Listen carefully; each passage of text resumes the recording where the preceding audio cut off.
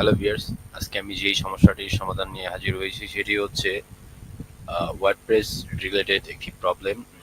ওয়ার্ডপ্রেসে আমরা যারা ও commerce multi vendor ও commerce site বানাই তাদের এই সমস্যাটি ফেস করতে হয় অনেক সময়, যারা দোকান প্লাগইনটি ইউজ করি মূলত। তো প্রবলেমটা কি? প্রবলেমটা হচ্ছে যখন আমাদের ভেন্ডররা প্রোডাক্ট অ্যাড করতে যায় তখন এই পপআপটা চলে আসে। পপআপটা কিন্তু অনেক ঝামেলার একটি বিষয়। এখানে ফুল ইন্টারফেস বেস তো আসেই না। আর সেকেন্ড অপশন হচ্ছে আমরা সব কিছু অ্যাড করার পরে যখন আমাদের ভেন্ডররা সব কিছু অ্যাড করে ফেলে, এটা কিন্তু খুব বড় একটা দিক, বাজে দিক।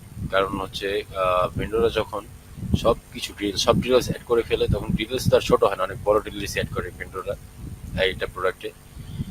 তো মিস্টেকে যখন আউটসাইডে ক্লিক লেগে যায় তখন কি হয়, ফুল প্রোডাক্টে চলে যায়, নিউ ভাবে সেটা আবার আপডেট করতে হয়। আবার যদি ভুলে কোথাও ক্লিক লেগে যায় তাহলে তো ওই সেই কাজ শেষ।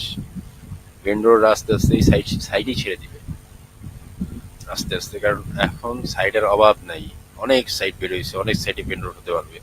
সো সর্বপ্রথম আমাদের কি করা উচিত, আমাদের মাল্টি ভেন্ডর যে সাইটগুলো বানাবো আমরা, সেই সাইটগুলোতে দোকান প্লাগইন যদি অ্যাড করি, সর্বপ্রথম আমাদের এই প্রবলেমগুলো সলভ করতে হবে, যেগুলোতে আমাদের ভেন্ডররা চলে না যায় যেসব প্রবলেমের জন্য। এরকম প্রবলেমগুলো আমাদের সবার আগে সলভ করতে হবে।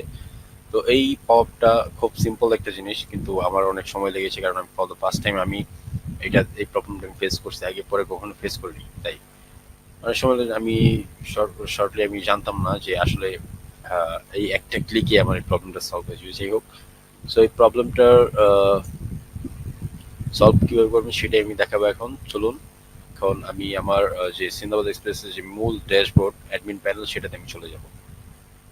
এখানে যাওয়ার পরে আমি দোকান যে অপশনটা, দোকানে যে প্লাগইন এর অপশন সেখানে ক্লিক করলাম। ক্লিক করার পরে আমি সেটিং এ চলে যাব। সেটিং, ওকে। সেটিং এ যাওয়ার পরে এখন আমি কি করব, সেলার যে অপশনটা সেটাতে আমি ক্লিক করব। সেটাতে আগে থেকেই ক্লিক করা আছে সেলার অপশনে। সো এখানে যে আমি দেখবো যে ডিসেবল যে পপ আপ অপশনটা সেটা উঠিয়ে দেওয়া আছে। এখানে আমি ক্লিক করে রাইট বাটন, এখানে আমি ক্লিক করে টিক চিহ্ন দিয়ে দিব। দেন আমি এটা সেভ চেঞ্জ দিয়ে দিব। ওকে, দ্বিতীয়বার দিয়ে দিয়েছি। যখন এটা সেভ হয়ে গেছে, এখন আমি আমার আমার যে ভেন্ডর অপশন আমি যেটা ক্রিয়েট করে আমি প্রবলেমটা দেখছি সেটাতে আমি চলে যাব। তো সেটাতে আমি চলে গেছি। তো দেখুন, এখন আমি যদি আমার প্রোডাক্ট অ্যাড এ নিউ প্রোডাক্টে ক্লিক করি, যে নেটটা একটু স্লো এর জন্য লেট করে আসছে। তো অ্যাড এ নিউ প্রোডাক্টে যখন আমি ক্লিক করবো তখন কি হয়েছে, সাইটটা রিলোড নেবে, কারণ এটা আর পপ আপ যেই অপশনটা সেটা আসবে না, এটা ডাইরেক্টলি এসে পড়বে। এখন দেখেন, এখন খুব সহজেই আমাদের প্রোডাক্ট অ্যাড করতে পারবো। আগের মতোই যে ঝামেলাটা ছিল, যে ফুল ইন্টারফেসটা আসতো না বা পপটা চলে আসতো, এরকম কোনো ঝামেলা নেই। এখন ভিন্ডোরা খুব সহজেই প্রোডাক্ট অ্যাড করতে পারবে, বা কোনো ঝামেলাও হবে না, যে কোনো কিছুই সহজেই করতে পারবে। সো এই সর্বপ্রথম আমরা যারা ভেন্ডর মার্কেট প্লেস বানাবো, সর্বপ্রথম আমাদের দেখা উচিত কি ভেন্ডরদের যে প্রবলেমগুলো হবে সেগুলো আগে সলভ করা উচিত।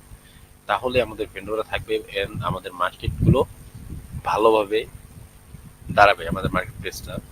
তা না হলে আমাদের মার্কেট প্লেস কখনোই দাঁড়াবে না, আমরা কখনো সাকসেসফুল হতে পারবো না। সো আমাদের সর্বপ্রথম এই দিকগুলো ফলো করা উচিত।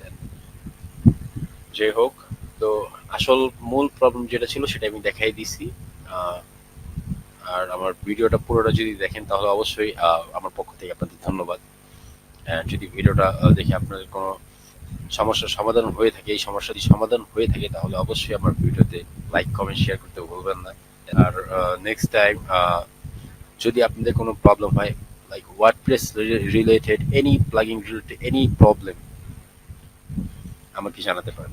তাহলে অবশ্যই আমি সব প্লাগইনের যে কোনো ভিতর থেকে যত আপডেট দরকার হয় সব আমি দিয়ে দিব। ধন্যবাদ সবাই।